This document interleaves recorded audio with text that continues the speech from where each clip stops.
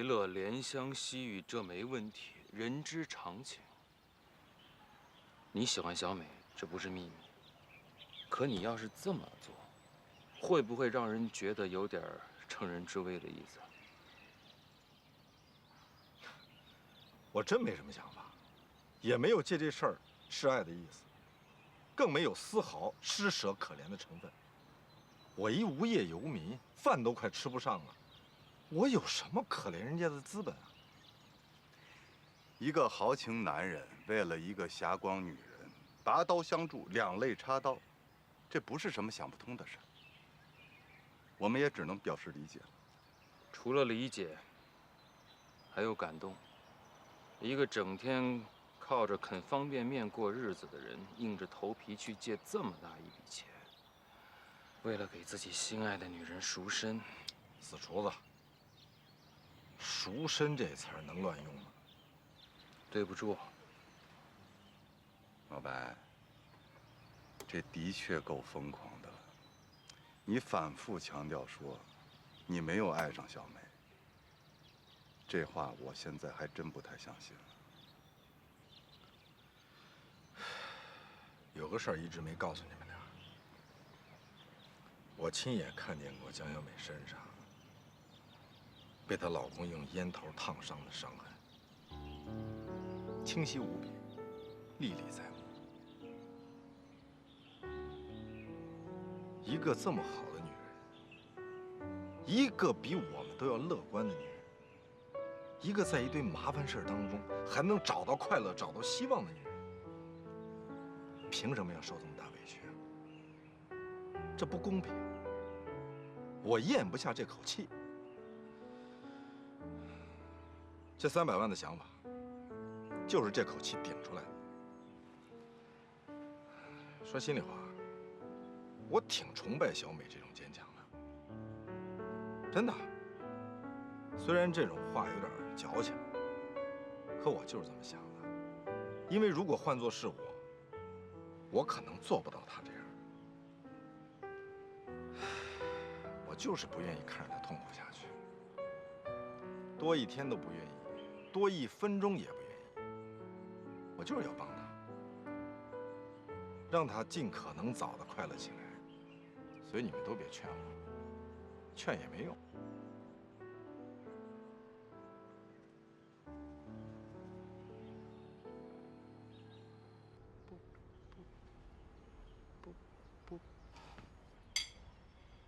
艾利克斯，我求你了，你不要再往我的办公桌上放玫瑰花了，别再到处跟别人说你爱我、你喜欢我了。现在全公司的人见到我都会问我，这样很容易被人误会我们俩真好了。你注意影响好不好？我坚持对你的爱，这有错吗？哎呦，艾利克斯，我真的没有办法接受你的爱情，因为通过这些天我对你的接触，发现你跟白志勇几乎一模一样，性格、为人处事都太像了，直白，不顾一切，不考虑别人，大男子主义。我也不可能再去重复一个失败错误的过程。如果你给我机会，我可以改。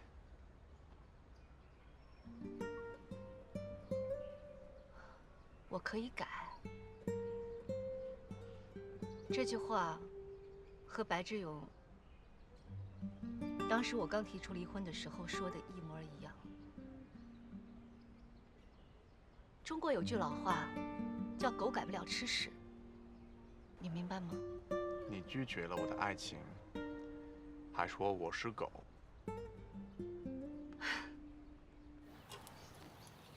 来，别聊那么郁闷的话题了啊，聊点轻松光明的话题。小欧、老蓝，谈个恋爱不容易，不能动摇啊。我们是有过动摇，也有过就此结束的想法。我和小欧还有一个老问题，我们俩的约会只能恢复到在大街上四处游荡。你的意思就是说，还是有点偷偷摸摸的感觉，不爽，对吗？对呀，怕朋友看见，怕学生同事碰见，不好解释啊。那外国人为什么离婚也要在报纸上发一声明呢？这样他们就可以光明正大的牵别的女人的手了。我这个离婚，全世界就你们几个知道，还属于保密状态。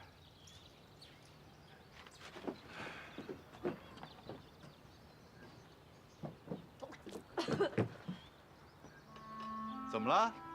啊？没事没事，别过来。怎么了？吐了？不可能啊！这鱼跟肉都是新鲜的。是啊，而且她也没吃什么呀。不会是怀孕了吧？老兰，不可能，我们一直坚持3不原则：不拥抱、不接吻、不上床，绝不可能。哎，是不是你喝多了不记得？我们俩单独在一起就没有喝多的时候。如果那也是别人的。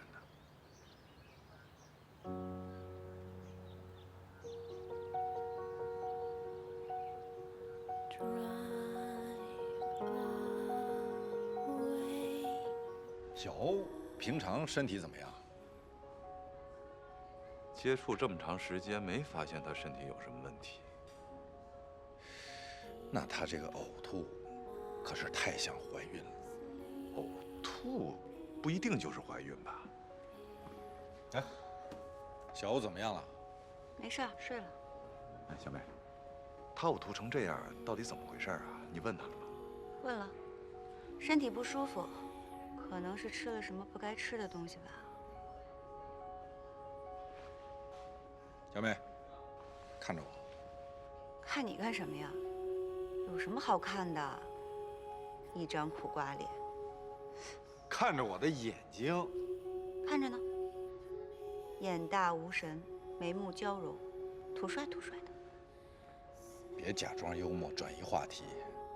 你不会撒谎，说实话。小欧到底怎么了？不是跟你们说了吗？怎么还问呢？我不信。爱信不信。小欧，我们认识也1年了。他在情感上有没有前史之类的？他上一次谈恋爱什么时候啊？他为什么从来没有跟我们说过他情感方面的事儿？你们的问号太多了，问的次数也太多了。男人和女人不一样，女人有点秘密不想袒露，那是女人的天性，请你们尊重女人。我可不想做一个传八卦的人。我们没有不尊重女人啊。小欧想让你们知道的时候，会告诉你们的。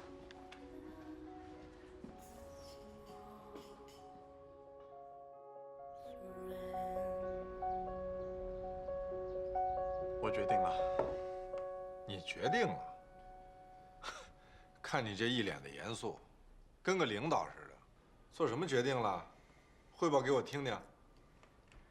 白，我在中国的合同马上就要到期了，过一段时间就会离开中国。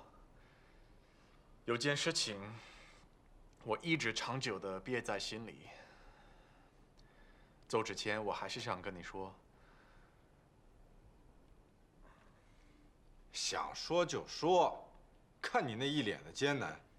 接着汇报。你还记得前些日子我没有住的地方？啊？在没租到新房子的时候，我曾经在金雅的家里住过1天。金雅睡了，我去问了她，抱了她。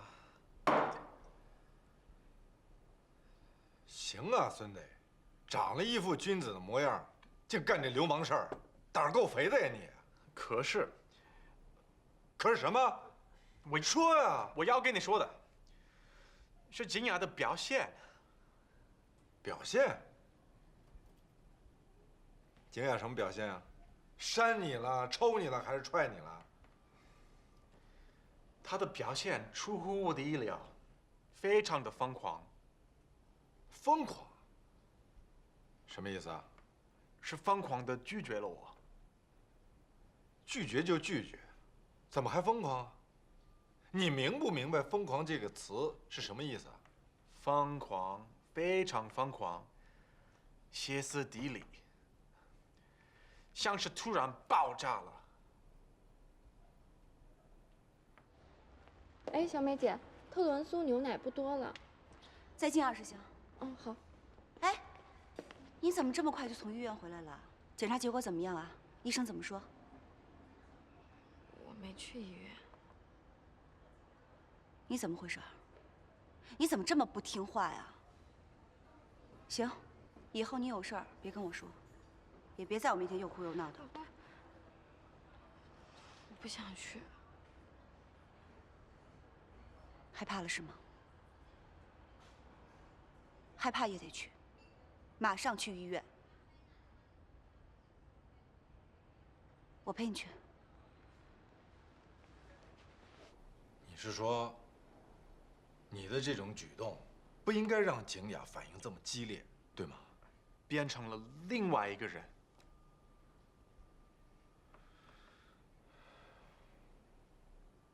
艾利克斯，你确定你没有粗暴和强迫的行为，从而让景雅爆发吗？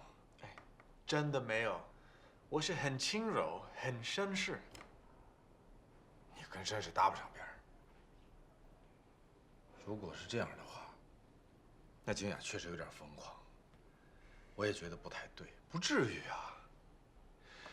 不过景雅跟我离婚之后，确实去看过心理医生。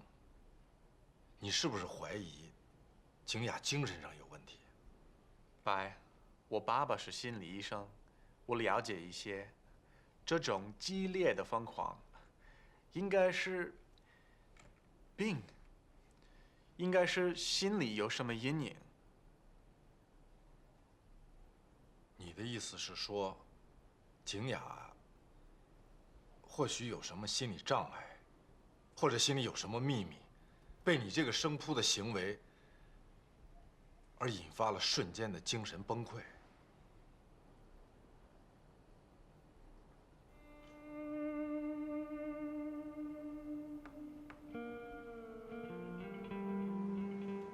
这个埃里克斯分析的也对，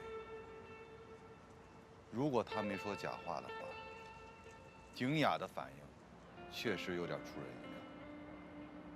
巡警都来了，按照埃里克斯的描述，他都歇斯底里、精神崩溃了。按照正常女人的正常反应，碰到这种事儿，最多就是义正言辞、大义凛然。少数女人还会沾沾自喜，毕竟被别人爱上了，自己的魅力得到证明了。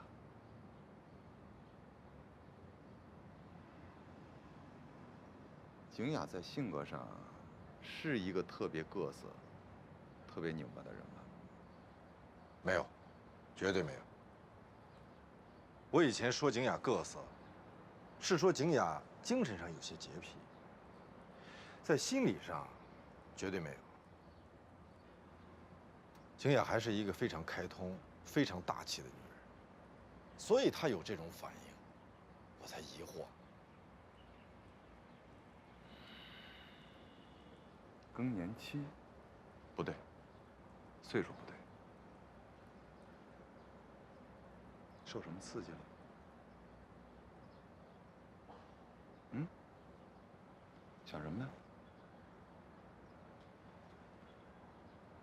之前我不是一直怀疑景雅强行跟我离婚的原因吗？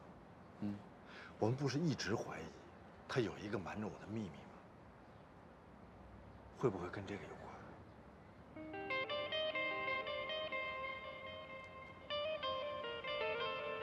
这个埃里克斯也太无聊了吧！这种事情都汇报到你这儿来了，连歇斯底里、精神崩溃的这种词儿都用出来了。一个老外怎么这么八卦呢？埃里克斯就是对你的反应有点不适应，有点诧异。我也是。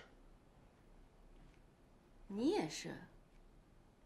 你也是什么？我也诧异。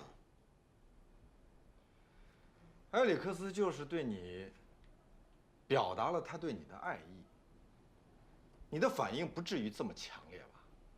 我应该微笑着、彬彬有礼地跟他说对不起，轻轻地把他推开，说抱歉。大哥，那是深夜，那屋子里只有我跟他2个人。你教教我，我应该怎么反应，怎么表现？怎么反应是你们女人的本能反应，不用我教你。我就是觉得你的这个反应不太对。我跟蓝天瑜聊起来，他也觉得你不太对。好啊，这种事情还去跟别人说，你还嫌我不够丢人啊？我就是觉得你这种反应有点奇怪，我让他帮我来分析分析。那分析出来什么了吗，大侦探？分析出来了，你的歇斯底里一定有一个原因，你肯定有一个什么事儿在瞒着我。那你继续分析吧，受累了。你别走，我看你都快神经了。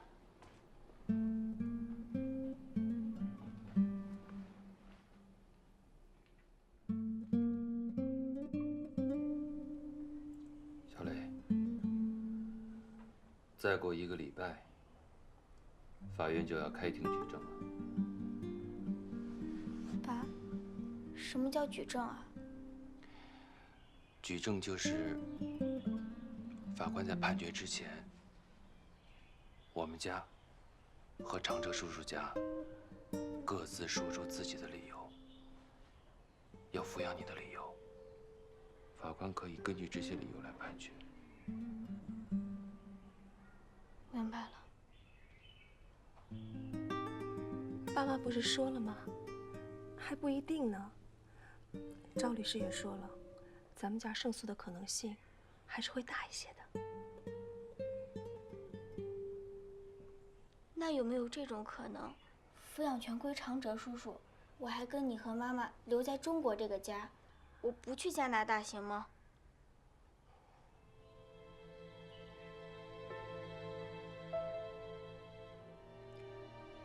小磊，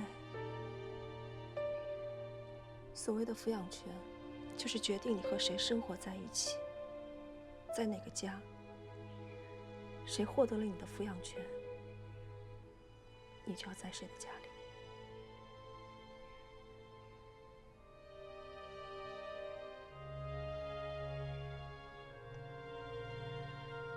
洗手间。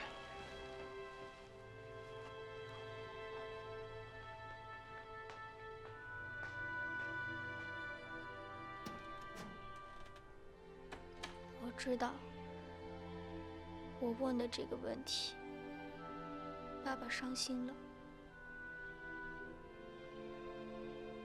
妈妈，对不起。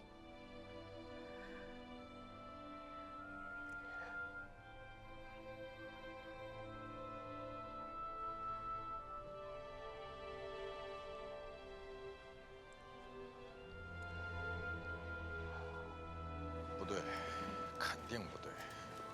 我跟景雅谈他歇斯底里这事儿，他老是绕来绕去，老不正面回答问题。我敢肯定，他就是在回避。是不是多心了？这种事儿谁都不愿意多聊。被一个男人深夜里生扑在床上强吻，景雅毕竟是个清高的女人，你毕竟是她的前夫，她不愿意跟你讨论这事儿也很正常啊。难道真是我多心了吗？别多想了。景雅被一个不喜欢的男人骚扰，急了骂上几句，这也很正常。问题的关键就在这儿。埃里克斯绝不是景雅不喜欢的男人，否则他也不会让她借住在他那儿。而景雅是一个情商、智商都正常的女人，埃里克斯喜欢她，他也知道。那么埃里克斯这个行为，至于让他那么歇斯底里吗？可怜的，你也快歇斯底里了。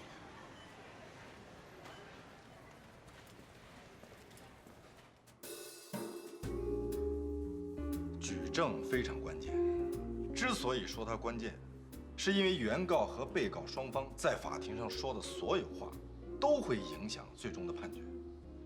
所以，话怎么说，说什么不说什么，尤为重要。不对吧？决定法庭判决结果的是法律规定之内的各种证据啊、理由啊、事实啊，说什么不说什么，有那么重要吗？事实啊、证据啊，都已经存在在那儿了，由双方的律师说。我的意思是，如果法官询问黄九恒和林想，他们该怎么说？老白的意思是说呀，有利于我们的话我们说，不利于我们的话就不说，或者是少说，或者是绕着弯的说。哎，你就直接明说了吧，适当的时候，黄九恒得说假话，对吗？说假话？说什么假话？这我可说不了。再说什么话要说假话呀？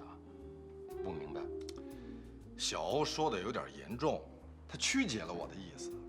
我不是说让你说假话，是让你有策略的说话，有策略的回答法官的问话。白志勇，你那破脑子里又有什么瞎主意啊？你别绕弯子了，举例说明。比如说，林想现在没有工作，就不能说，因为对一个孩子抚养权的争夺，最重要的一点就是双方家庭经济实力的对比。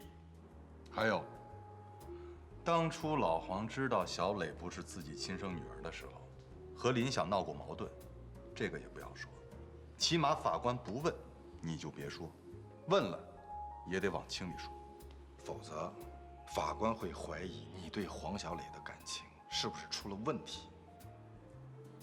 你这么一说，我倒是觉得有道理。有什么道理啊？这肯定不行，老黄，你别听他们瞎说啊！我觉得就实话实说。本来咱们胜算挺大的，一说假话，让别人抓着把柄，那就麻烦了。哎呦，姑奶奶，你能不非用假话这俩字儿吗？我刚才都说了，这叫策略。你能把你脑子里的想法都告诉法官吗？比如说，我还盼着长哲破产呢，这样他就没有抚养能力了呀。这些想法，你能直接告诉法官吗？你能直接跟法官说吗？还说我脑子破，你脑子倒是不破，残。你才残呢！别这么不正经，说点有用的。你还别不服，我说的全有用。比如，你现在跟林想生一个孩子的想法，这就更不能跟法官说。还好现在林想没怀孕。对不住老黄啊，可能我说这些话不中听，但这意思大家都明白吧？没错，老黄，如果你们现在有了一个自己亲生的孩子，你觉得法官会怎么判？傻子都明白啊。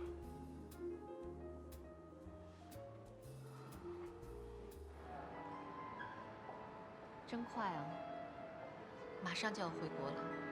这3个月比我感觉的也要快。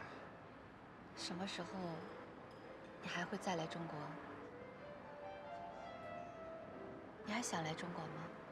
如果我再遇到一个像你一样美丽漂亮的中国女人，也许我还会再来。你和我，一个美妙的开始，一个精彩的过程。我以为这次来中国还会有一个美好的结局。不是每个故事都有结局，更何况是一个你期望的美好的结局呢？我明白。这次来中国，认识了好多朋友。回到美国可以回忆，有这样的回忆，我已经很满足了。但是景，你的故事还没有结束，你的故事还应该有一个结果。你不是喜欢中国的传统文化吗？我们的传统是这样理解的：有些故事没有答案，就是最后的答案；有些故事没有结局，就是最好的结局。我说的是白志勇，你和白还应该有一个更美好的结局在等着你们。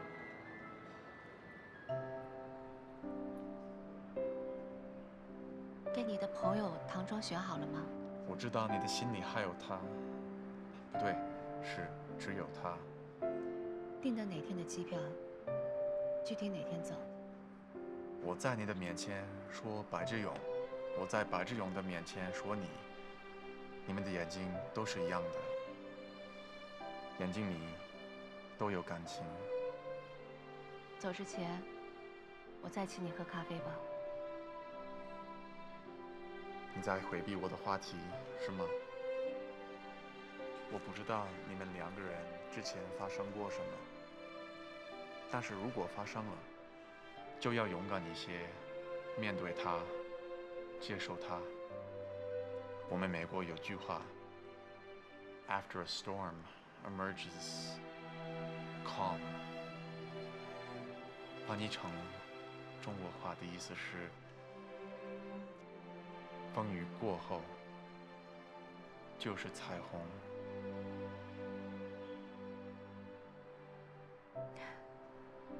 这3个月，其实你还是有收获的，起码你的中文大有进步。起码。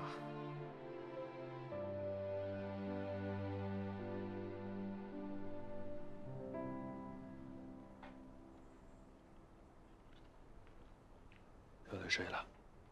睡了。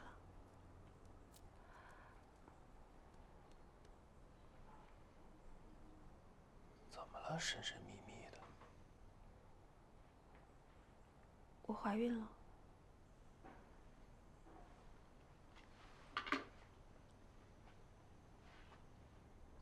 怀了？确定吗？测了2次，肯定是怀了。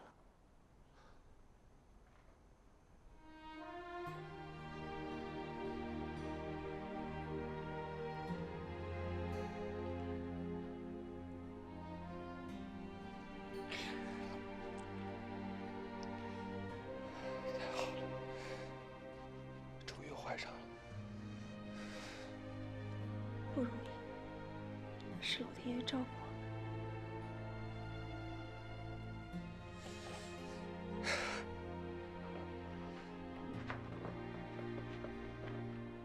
我告诉你啊，这就是天意。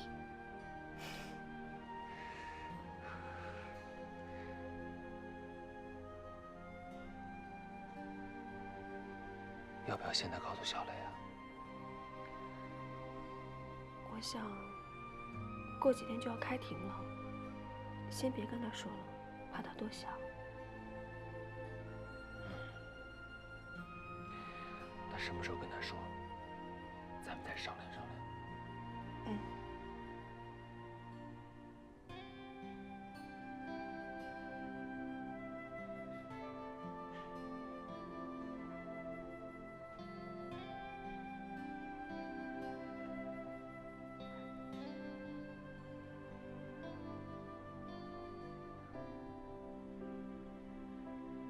听老兰说，艾利克斯要回国啊？嗯，也就这几天的机票吧。那你能松口气了？我松什么气啊？别装傻，没人狂追景雅了，你还不松口气啊？是，他追他，关我什么事儿啊？不关你的事儿。那艾利克斯到你家去跟你说他喜欢景雅，你把他赶出门，还大骂他一顿干嘛呀？这蓝天宇怎么什么事儿都跟你说呀？怎么这么3八呀？婆婆嘴啊！这东家长西家短的事儿都是女人干的事儿。这蓝天宇什么情况？我什么情况啊？啊？又在背后议论我？哎，说着说着你还来了，什么叫议论你？我正在骂你。你骂我什么呀？我要痛斥你。你怎么什么事儿都跟小美说呀？我骂艾里克斯的事儿，是不是你跟他说的？你跟他说这干嘛呀？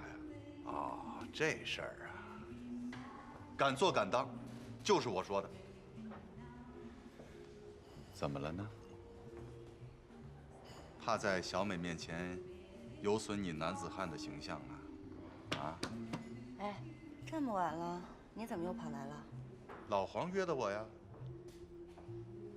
他说约大家过来，有重要的事儿要说呀。啊？那他为什么不给我打电话呀？哟，我静音，哟还真有好几个电话，还有微信呢。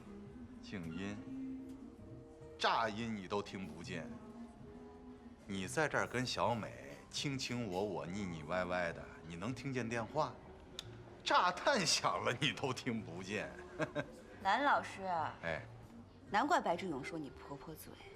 大学老师，你注意形象，别老在那儿八卦兮兮的，行吗？都到了。哎，老黄，你什么情况啊？这么晚了，你约大家干嘛呀？什么事儿啊？不会是那官司？你别紧张，别紧张。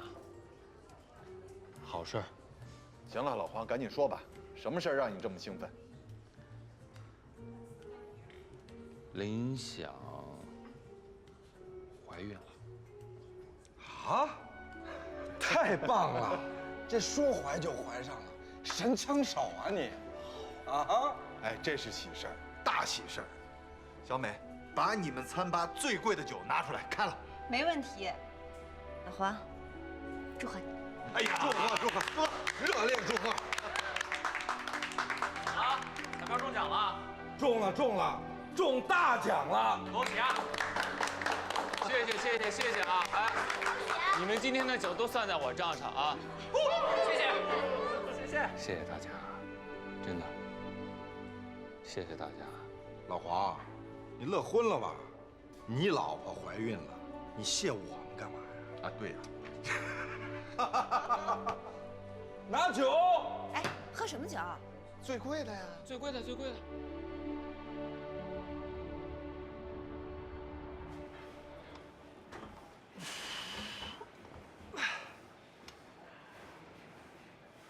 好了啊，好了啊。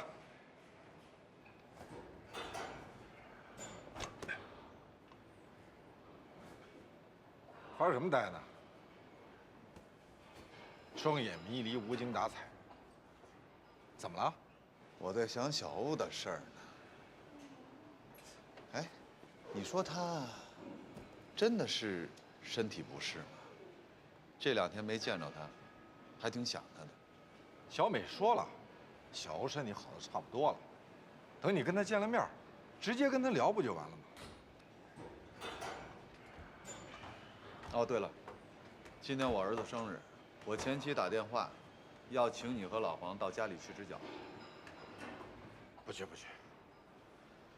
你儿子过生日啊，我跟老黄去瞎掺和什么呀？再说了，见你前妻啊，尴尬。去吧，我儿子肯定要来电话，你们俩在，我就不用对着我儿子演戏了。这段时间演得太累。去吧，啊！那个小老外就这么走了？听上去你还挺替我遗憾的。哎，其实啊，我是不太相信，你跟这个外国小帅哥真的什么都没发生。我也不太相信，可确实什么都没发生。如狼似虎的年纪，你居然能忍住，真女啊！我听出来了，你是在讽刺我。我是佩服你。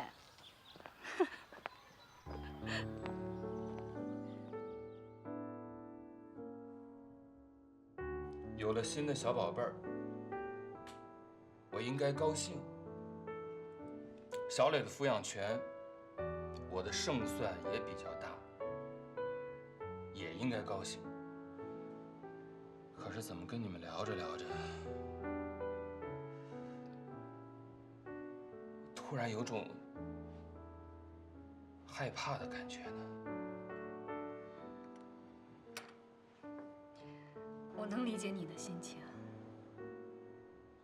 你是担心小磊知道真相以后，时间长了，慢慢长大了，还会跟他的生父有联系。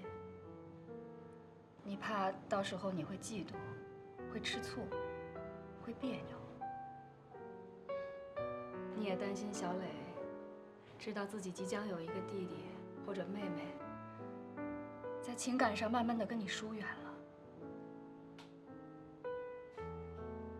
老黄，就像你自己说的，在能听到他叫你爸爸的这些日子里，让他真真实实、真真切切感受到你对他的爱就行了，啊？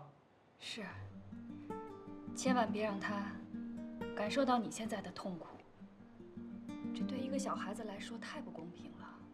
毕竟，一个11岁的小女孩，内心极端脆弱、极端敏感。千万不要让她体验到你这种痛苦。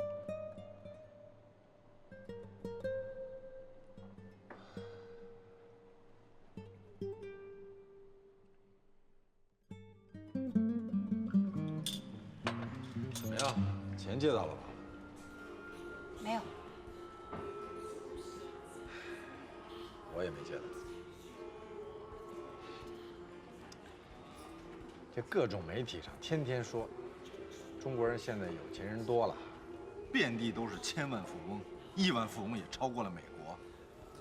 到了借钱的时候才发现，中国人有钱人还是少。不是有钱人少，是往外借钱的人少。我就不明白，他们留着钱都干嘛呀？借点钱那么费劲。我本来就不想到处借钱，而且这借钱还是为了买离婚，要不然别动摇，千万别动摇。我们再想办法，一定会有办法。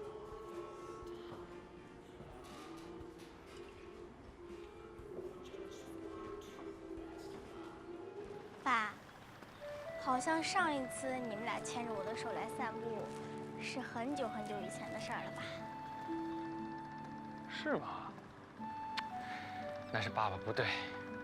以后啊，咱们一家3口经常一块儿出来散步，啊？好呀。哎，对了，爸爸这2天准备了好多笑话，都特别有意思，保准你听了之后狂笑不止。待会儿回家，爸爸讲给你听。嗯。谢谢爸爸。跟爸爸这么客气。嗯。公园门口有卖糖葫芦的，咱们一家3口坐在这儿吃糖葫芦，暖乎乎、甜蜜蜜的，多好！等着我啊！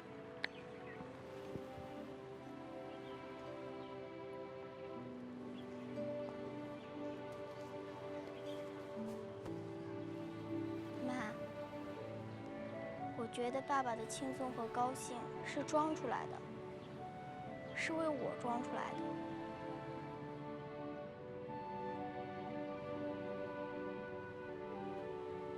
你放心吧，我是不会点破爸爸的。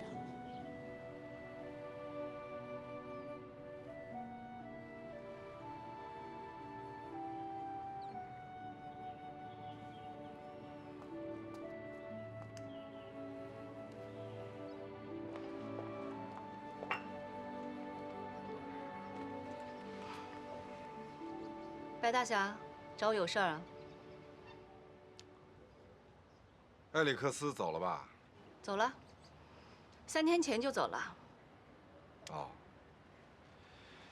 那是个好哥们儿啊。你来找我不是为了来表扬埃里克斯的吧？借钱，多少？我告诉你原因。不用。是江小美，她很难。白志勇，你不用告诉我借钱的原因。你说吧，借多少？她要跟她老公离婚，对方跟她要钱，一个很无耻的理由，叫青春损失费。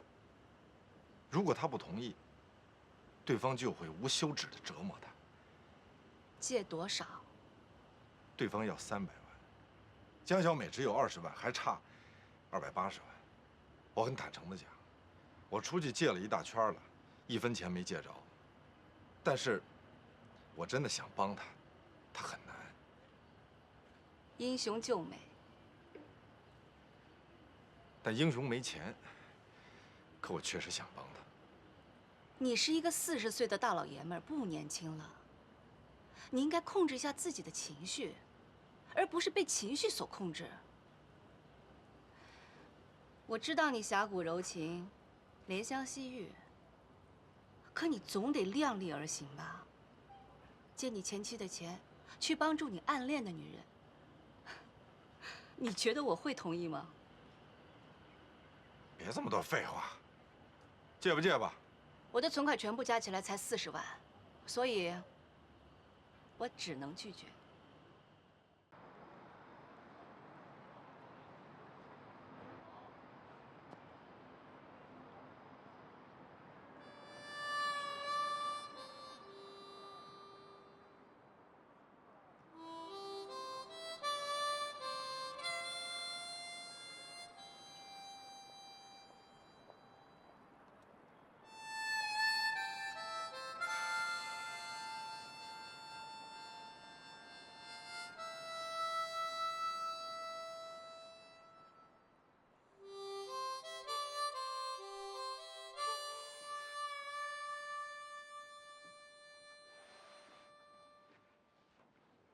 小磊，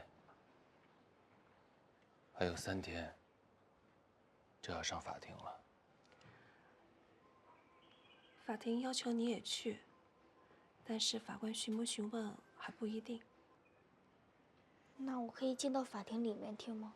不用，到时候你就在法庭外面的走廊或者等待室等着就行了。到时候妈妈找人陪你。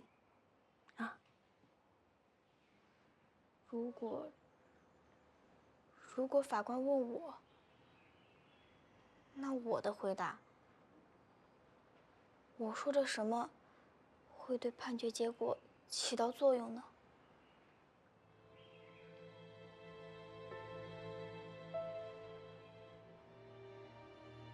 我怎么说才会对咱们家有利呢？孩子，要说实话，无论是长哲叔叔那边的律师，还是法官，无论什么人问你什么话，你在回答的时候，都不要考虑怎么回答才能对爸爸妈妈有利，因为在法庭上是不能说假话的。你要记住，说心里话，说实话，好吗？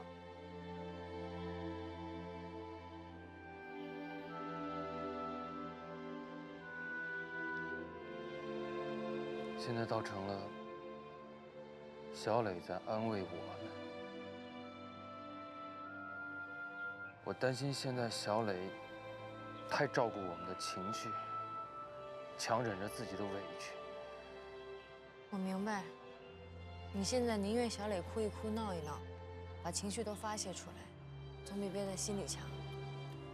丁点儿大的一个小女孩，强忍着委屈、痛苦，把自己装成一个小大人，是有点残酷，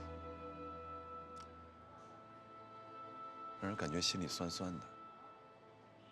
小磊的这种平静，长时间的平静，我很担心。担心这种平静还要再持续多久？会不会哪天就爆发了、崩溃了？想起来太让人心疼了。我说句严重点的话，黄九恒，你别在意啊。有一部分成年人，崩溃之前往往就是超级平静的。可小孩儿不至于吧？我刚才听老黄跟我描述了小磊的情绪状态，我觉得没什么问题，就是一个单纯善良的小姑娘，担心你和林想难受难过，提前成熟懂事了而已，真的。但愿吧。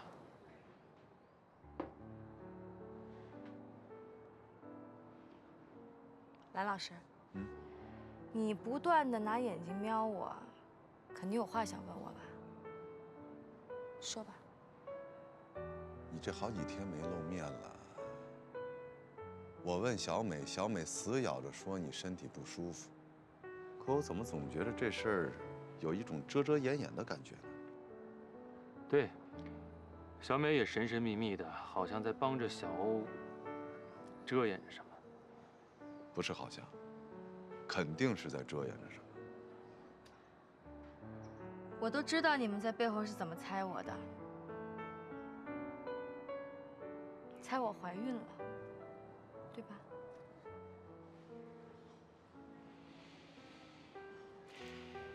是。成，那猜猜吧，父亲是谁？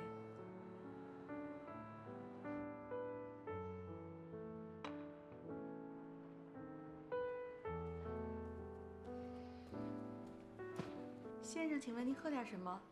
一杯白开水，不要钱的。好。哟，行啊，知道心疼钱了，有进步。说正事儿。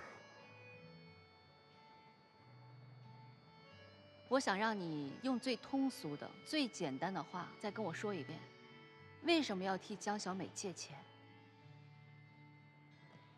怎么了？动心了，想借给我？告诉我，为什么？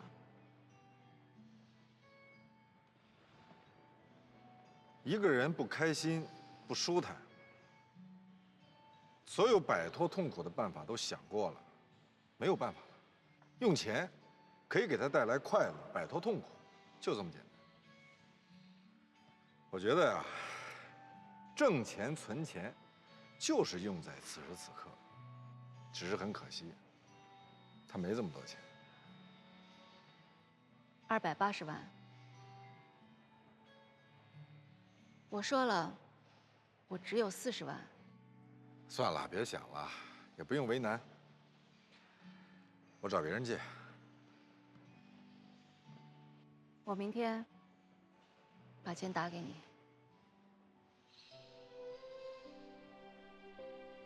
怎么了？不想借了？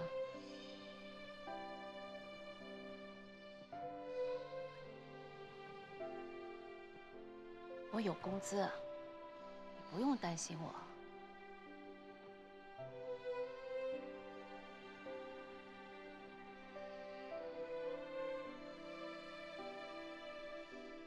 谢谢。先生，您的白水。哎，等一下，给我来杯扎啤。好的。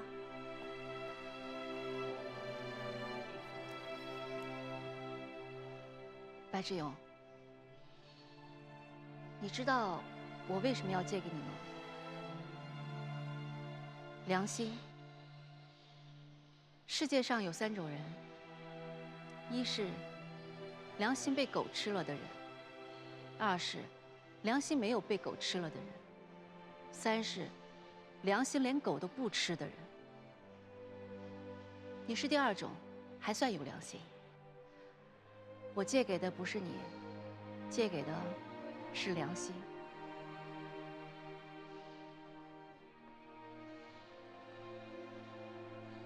良心说，谢谢了。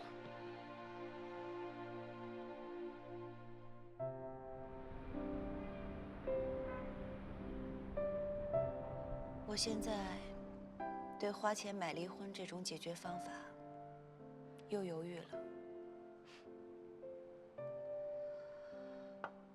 我的这段婚姻只有一个短短的开始，之后便充满了耻辱。把这笔钱给他，把婚离了，我觉得这是一个新的耻辱。离婚就是为了把这种耻辱丢掉，所以就不要在意形式和方式了。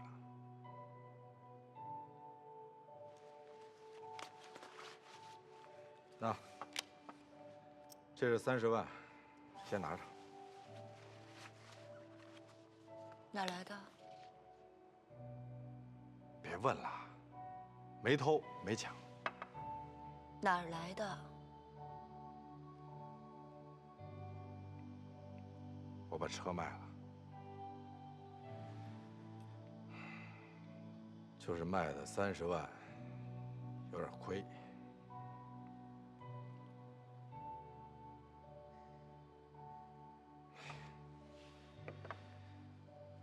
先把你的感动收起来。车卖了好啊，省油，省钱。这油费、保险加保单，够我半年吃喝的。正好拯救了我这穷光蛋。我现在天天出门，滴滴，省事儿，还省得找停车位了。白志勇，你要是个有钱人，你卖车，我一点都不会感动。可你现在是个穷光蛋，这车又是你的心爱之物，你干嘛？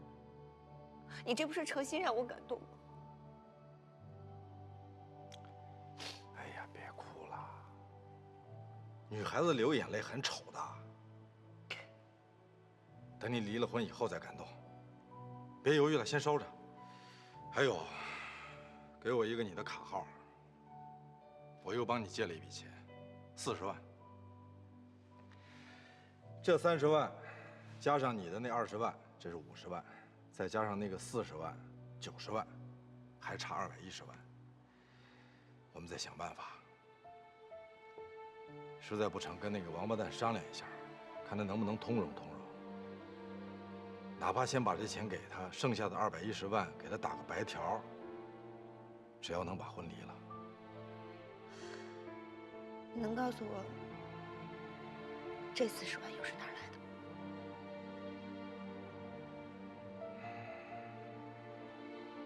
景雅，景雅这个人吧，你不了解。哪怕咱俩有什么特殊关系，只要我跟他说，我跟他讲道理，他会听。这是他的优点，时常让我感动的优点。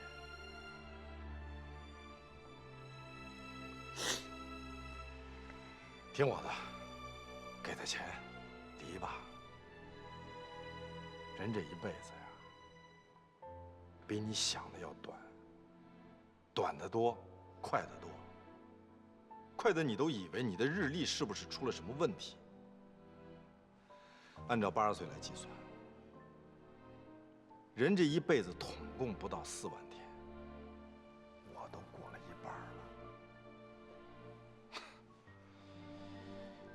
所以，我才不找工作，才疯癫癫的追求自在。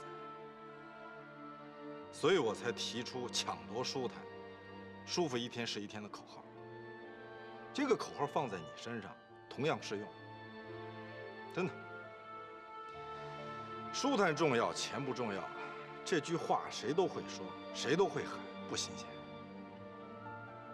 能做到的人太少了，所以咬着后槽牙也要去做。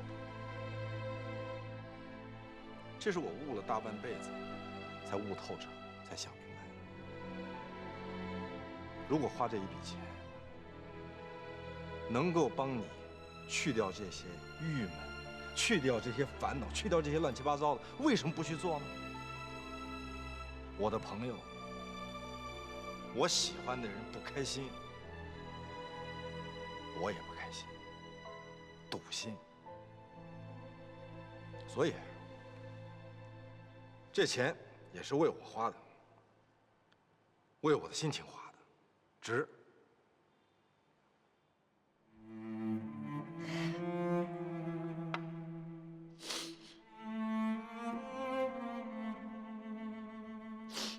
不哭了，行吗？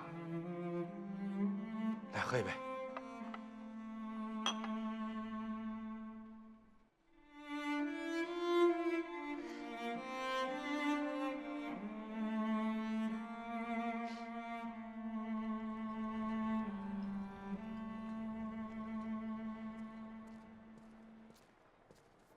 什么事儿？赶紧说。我告诉你啊，少跟我说废话。我想好了，把钱给你，只要你同意离婚。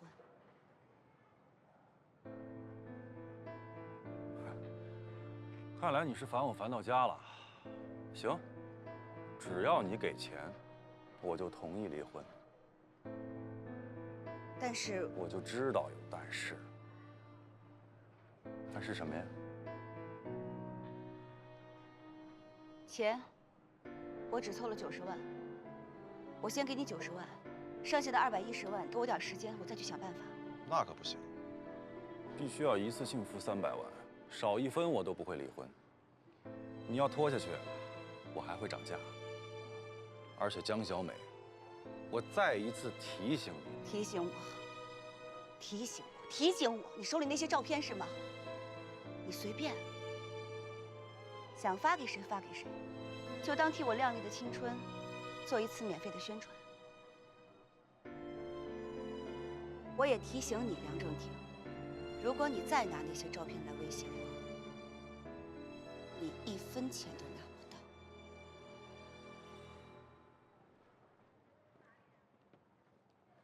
他坚决不同意先给90万的方案，一点商量的余地都没有，还坚定地认为我一定是在搞什么阴谋诡计。这白志勇啊，疯狂的连车都卖了。这样吧，我也凑20万。不行，你们要再这么给我凑钱，这个婚我就不离了。小美，说什么也不能再让你受这种折磨，你这婚必须离。我还有一个方案，说。把我的房子卖了。你先别瞪我，等我把这方案说完呢。赶紧说，赶紧说。我找一个买房投资的人，把房子卖给他，然后再接着租他的。反正我一个人，一个单身汉，生不带来，死不带去的，也没什么压力。卖房子钱呢，除了给小美，剩下的租个10年8年没问题。而且小美能还，我还能挣。卖车卖房，你就差卖肾了。这不是疯狂，这是为爱痴狂。你闭嘴！我觉得呀，你也闭嘴，你这是妄想狂。你觉得小美能答应你卖房吗，老白？多大点事儿啊！这也是一种投资嘛，对吧？我上网查过了，现在啊，卖房子租房住是一种时尚的生活态度。再说了，现在这个操蛋的房价，正好也给了我这个机会。你说呢，小美？白志勇，谢谢你的疯狂，也谢谢你对我的拔刀相助，还有让我来不及感动的行为和甜言蜜语。我们4个人都是这个城市的第1代移民，我们都知道，在这个喧嚣浮华的都市里，有自己的房子意味着什么：踏实、安定、温暖。也都知道，租房住的那种漂泊感、恐慌感，这种四处游荡的感觉我体会过，至今我仍然在体会。有自己的房子，才算是有自己的家。我不能让你成为一个无家可归的人，这样太残酷了。跟我的婚姻相比，我更不能接受的是你没有房子的残酷。如果你卖房子，就等于是拿刀在戳我的心，我们就不再是朋友了。不至于，多大点事儿啊？不就是钱吗？210万，总会有办法的。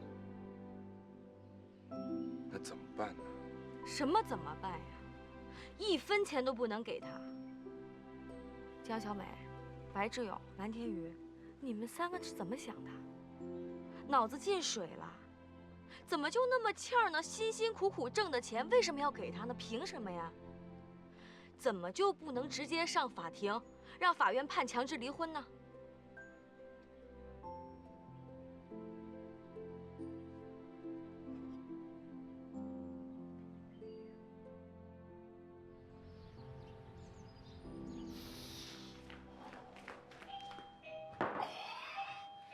进来，门没锁。白志勇，你这门天天不锁，你等谁呢？我一大闲人，我锁，管着吗？什么事儿啊？不会这么快就来催债吧？哟，还给自己握了个鸡蛋，够赊的啊！大姐呀，一颗鸡蛋才7毛多，不算过分吧？眼睛里有内容，说话。你够英勇的啊！什么英勇？吃颗鸡蛋就有英勇啊？有这么残酷的债主吗？我说的英勇，是你又卖车又卖房的。嗯？这事儿你不应该知道啊，你没渠道啊。你怎么知道的？你也太神奇了吧！不神奇，巧合，碰见蓝老师了。他被你的行为感动了，顾不上保密了，1、5、1、10，声情并茂的全招了。这小子真是唯恐天下不乱，跟你叨叨这事儿干嘛呀？怎么了？你也感动了？如果我出了这种事情，你也会卖车卖房吗？把我卖了都行。行了，好俗啊！就当我没问。债主请你吃饭吧。你怎么不早说呀？当然行了。吃海鲜行吗？我怎么就这么待见你呢？人见人爱的白大侠。那必须的。你饿不饿？先垫吧点儿。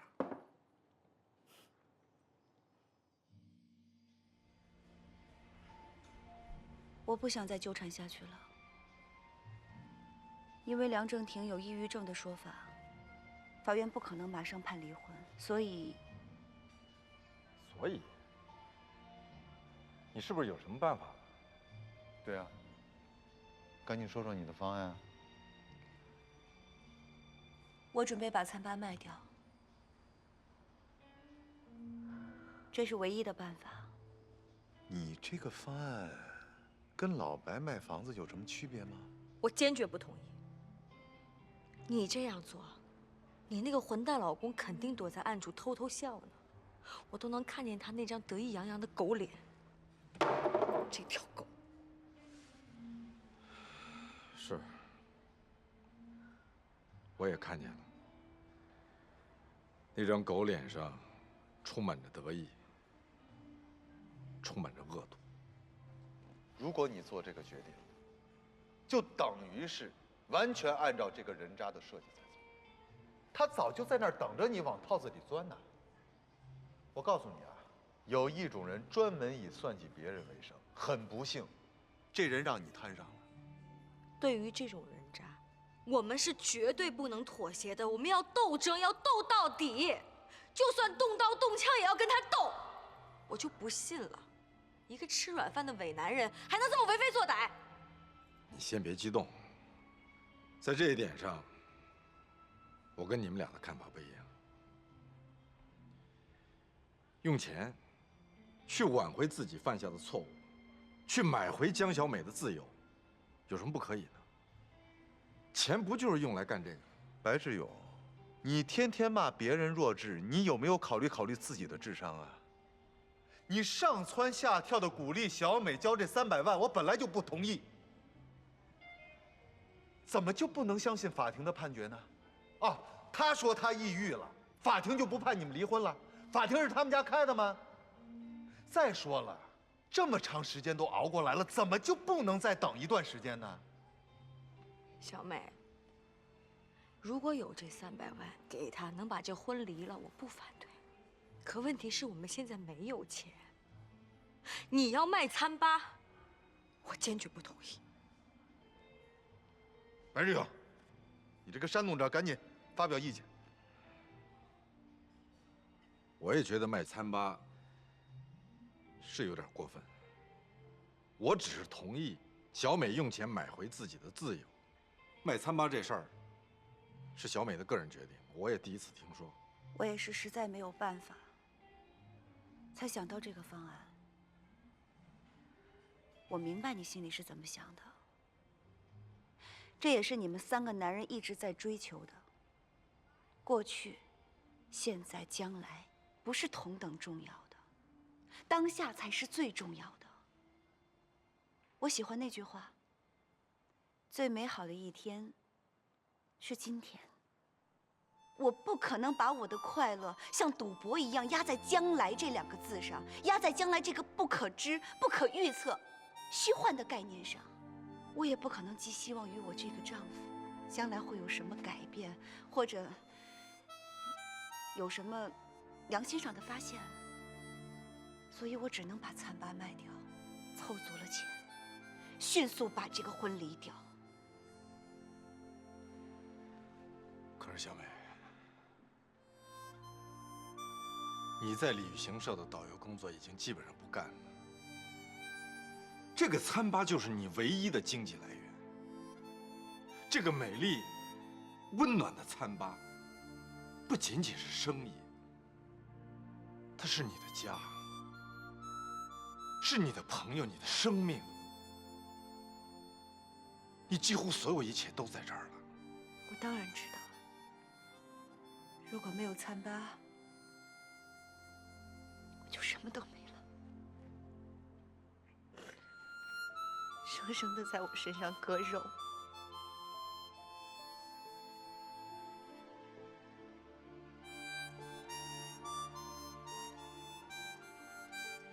说句难听的啊，小美，餐吧卖了，你去哪儿待着？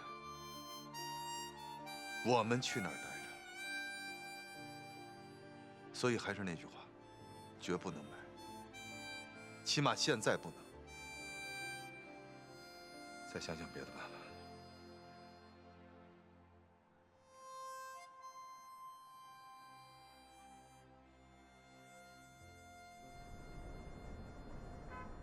一见我面就借钱，说明你这个人很真诚，不虚伪。那你能不能真诚的、不虚伪的告诉我，能不能借给我这笔钱？好，我很真诚的告诉你，钱有，但是条件也有。不是孟非宁，你怎么还是这副德行啊？一谈条件就是钱，钱是你亲爸呀。我还真是希望钱是我亲爸爸。说正事儿，条件是，你带着微笑回到我身边。回到你身边那是不可能的。啊，那我只能表示遗憾了。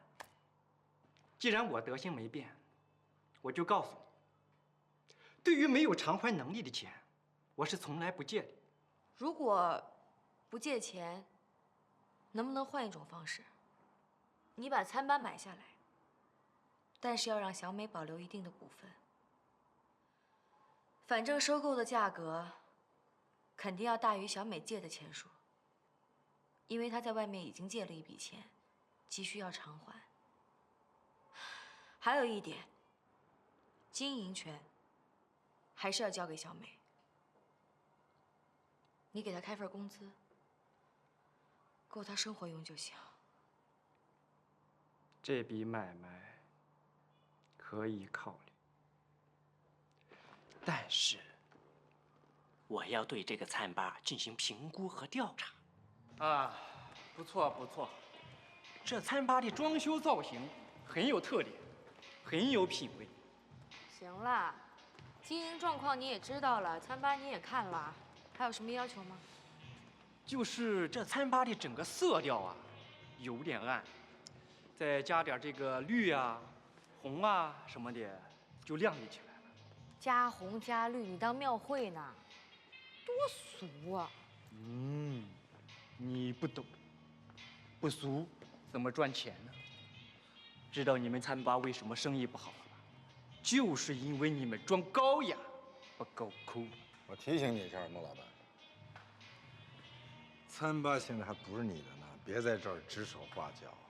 你要是把它盘下来，再说你那装修计划，行吗？北哥，哎，北哥，白，不挨白。啊，白哥，是我长得难看吗？为什么跟我说话的时候你不看着我，看着弟呢？当有人装酷的时候，我都会低下头。不是我修养好，是我在找赚头。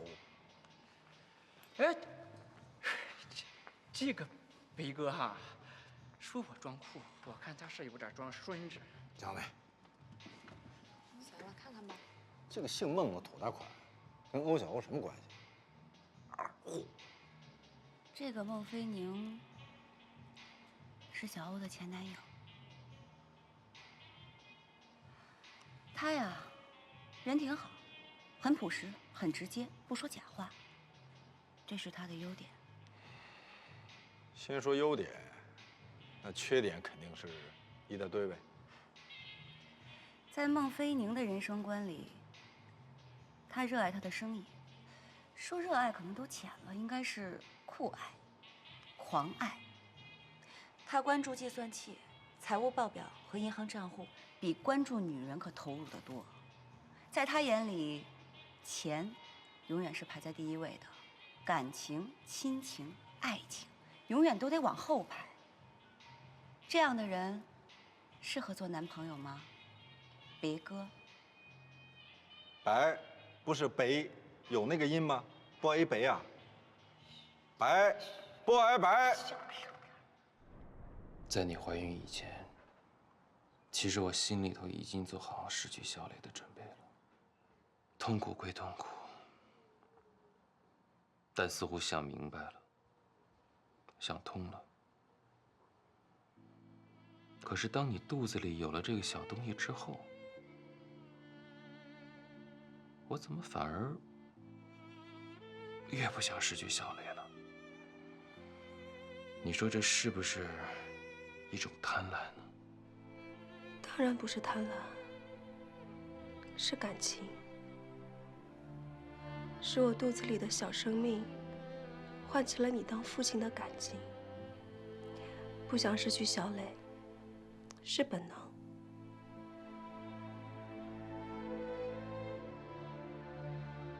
我现在又开始做梦，梦想着我们这场官司能赢，我们就有2个孩子。我都能想象到，小磊看着这个小东西出生之后的表情，他抱着这个小东西的姿态，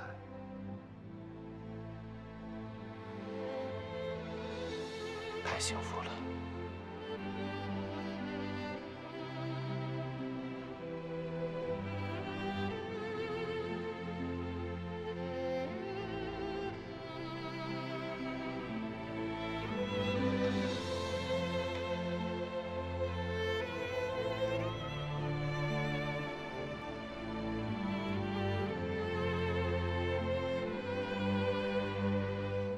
挣钱，你是智者，但感情嘛，你是弱智。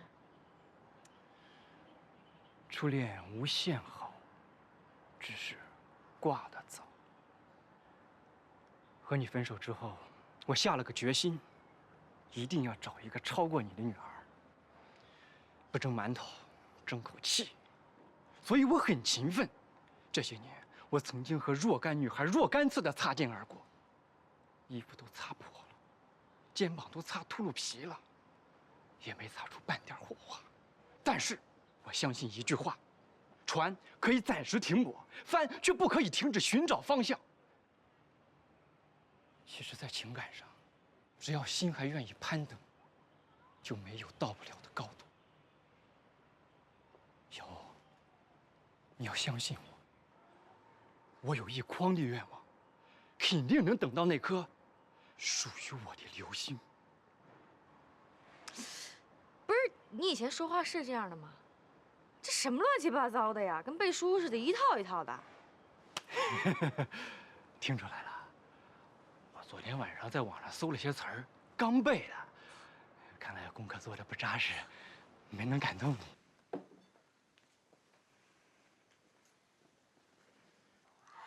小磊，明天就要开庭了，爸爸给你把假请好了。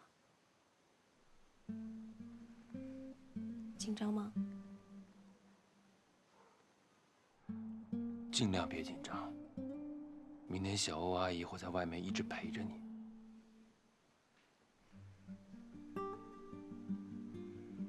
妈，我有个要求。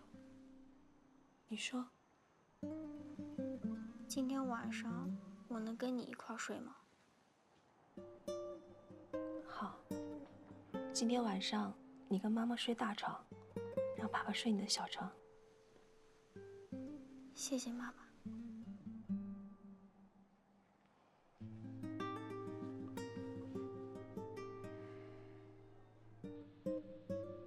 我之所以提出要求归还黄小磊抚养权的理由，有以下几点：一，加拿大的教育水平高，孩子会获得一个良好的教育。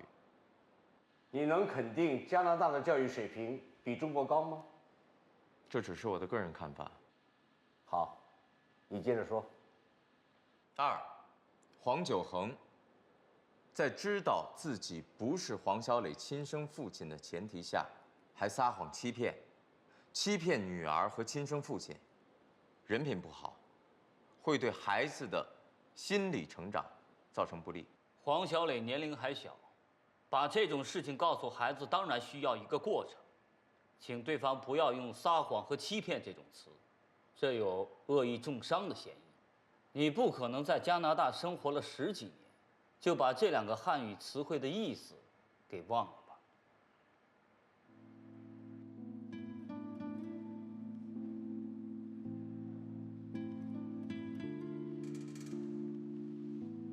还有，黄小磊也已经知道黄九恒不是他的亲生父亲，而且黄小磊已经到了发育年龄，他还和一个不是他亲生父亲、没有任何血缘的人一起生活，不太方便吧？所以我很担心，这种人物关系也会对孩子的心理成长造成不利。第四，从我们双方的经济条件来看，我们的确会好一些。林祥只不过是一个普通的工薪阶层，而黄九恒不过是一个给别人打工的厨子，收入不高。常先生，请你说话礼貌一点。你打断我说话，你觉得你很礼貌吗？请你告诉我，我哪点不礼貌了？什么叫给别人打工的厨子？什么叫收入一般啊？我难道说的不是事实吗？一个厨子能赚多少钱？请原告注意，你说话的确有不礼貌的地方。黄九恒是1级高级技师，厨子这2个字的确有轻视的语气。不要再纠缠这个问题了。黄九恒的收入我应该比你清楚。接着你的陈述。基于以上4条理由，请求法庭把黄小磊的抚养权判给我，孩子的亲生父亲常哲。休息15分钟。要不要黄九恒和林想多强调一点感情上的内容？这样会不会对未来的判决有利啊？法庭是不承认感情的，只承认事实和法律条款。不过也没有关系，想说什么就说，只要法官不打断你。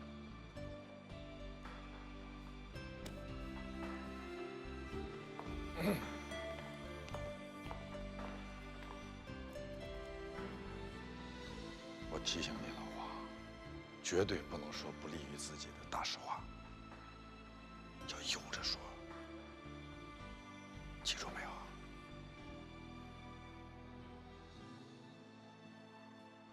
基于以上6条理由，我方认为，理想、黄九恒应该保留对黄小磊的抚养权。